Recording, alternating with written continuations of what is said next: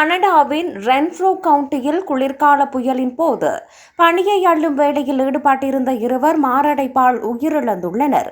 உயிரிழந்த இருவரும் 50 முதல் 70 வயதுக்கு உட்பட்டவர்கள் என மருத்துவர்கள் தெரிவித்துள்ளனர். கடந்த சனிக்கிழமை ரென்ஃப்ரோ கவுண்டியில் கடுமையான பனிப்பொழிவு ஏற்பட்டது. குறித்த பகுதியில் அன்றைய தினம் கார் விபத்துகள், சுவாச பிரச்சினைகள் மற்றும் மாரடைப்பு போன்றவற்றை முறைப்பாடு செய்வதற்காக 12 அழைப்புகள் மருத்துவர்களுக்கு வந்துள்ளன.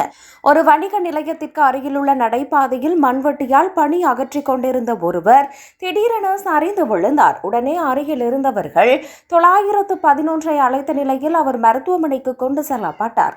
எனினும் சிகிச்சை பலனின்றி குறித்த நபர் உயிரிழந்தார். இதேவேளை மண்வெட்டி பயன்படுத்தி பனி அகற்றிய மற்றொரு நபருக்கு மாரடைப்பு ஏற்பட்டுள்ளது.